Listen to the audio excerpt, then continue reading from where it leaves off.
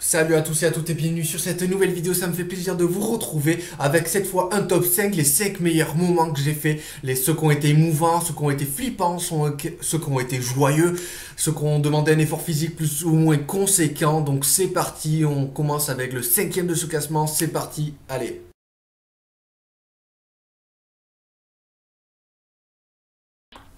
Donc en cinquième de ce classement, je décide de mettre le château de Castetti, un château qui est à l'abandon depuis 18 ans. Donc c'était une ancienne maison de retraite qui va à nouveau servir de maison de retraite puisque les travaux ont commencé, donc ça va durer 2 ans. C'est un bâtiment fascinant qui doit renfermer sûrement de nombreux secrets à l'abandon depuis 18 ans, donc depuis l'année 2000. En tout cas, merci aux personnes qui m'y accompagnaient, les personnes qui me l'ont fait découvrir.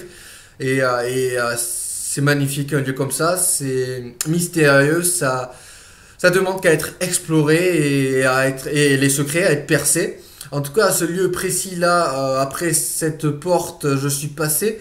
Le sol était imbibé d'eau, donc ça demandait qu'à s'écrouler. Donc je suis vite remonté sur la porte et je l'ai dit aux autres de ne pas y aller dans cette pièce, en tout cas, parce qu'il y a des endroits qui sont très dangereux qui demandent qu'à s'effondrer, comme une partie des escaliers de la tour. En tout cas, un endroit fascinant.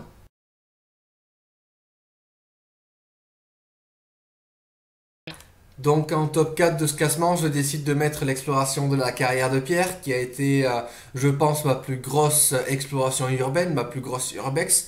C'est un lieu complètement fascinant, c'est un lieu très dangereux puisqu'il y a de nombreuses passerelles, de nombreuses échelles, de nombreuses barres métalliques.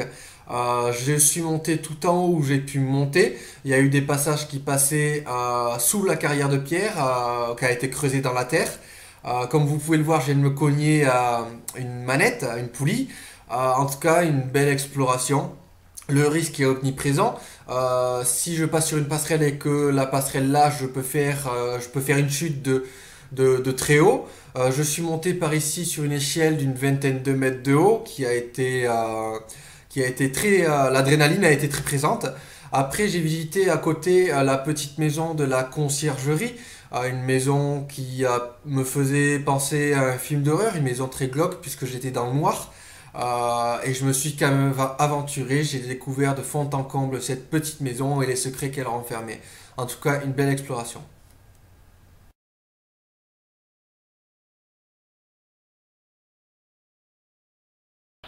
Donc sur ce troisième de ce classement, je décide de mettre le lac de Biron complètement inondé. Donc vous voyez l'aire de jeu qui est pratiquement sous l'eau, la petite maison là qui était pratiquement sous l'eau et à la fin de la journée elle était complètement sous l'eau, donc l'eau est montée.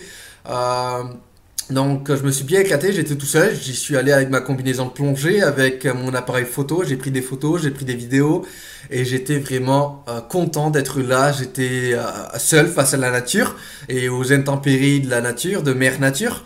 Donc ça a été une expérience magnifique et comme vous voyez là, donc le courant, l'eau qui est montée, normalement on passe par le petit pont, la petite passerelle que vous voyez devant pour aller sur la plage de Biron et se baigner en famille, entre amis. Le banc que vous voyez qui est normalement hors de l'eau sur un petit talus, donc vous voyez bien que l'eau est montée de plus de 2 mètres. Donc c'est magnifique, ça a été une belle expérience. En tout cas, je regrette pas d'être rentré illégalement au lac de Biron. En tout cas, vous voyez le courant qu'il y a, qui arrive au niveau de mes jambes. Ça n'a pas été facile de tenir debout. À certains endroits, j'ai manqué de perdre l'équilibre.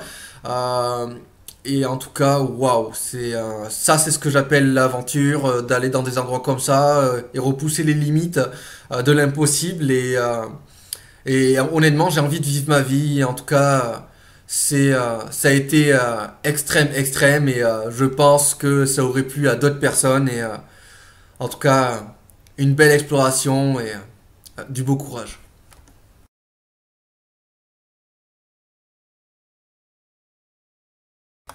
Donc en deuxième de ce classement, je décide de mettre l'ascension de l'arête des trois conseillers que j'ai effectué en 2017 avec le CAF, le Club Alpin Français et des Sports de Montagne. En tout cas, merci à toutes les personnes qui sont venues, qui ont participé. Emilien, guide montagnard de Chamonix, Greg, membre du CAF et du Club Alpin Français. Merci à vous tous. En tout cas, une belle ascension qui a été l'ascension la plus technique que j'ai pu faire avec corde, baudrier et casque. La vue au sommet était la plus belle vue que j'ai pu voir de toute ma vie.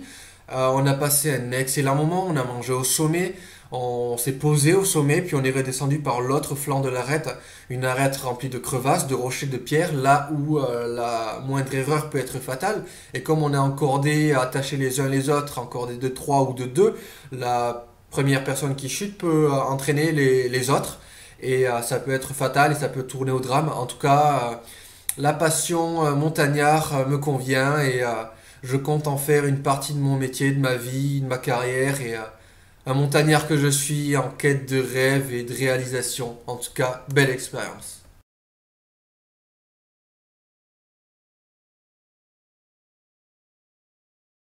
Et en top 1, je décide de mettre le tournage du film Waiting for Anya dont j'ai pris part. Une expérience magnifique de tourner dans un film pendant 3 jours. Ça m'a donné envie de recommencer, d'enchaîner les castings de films, de tourner dans de nombreux films.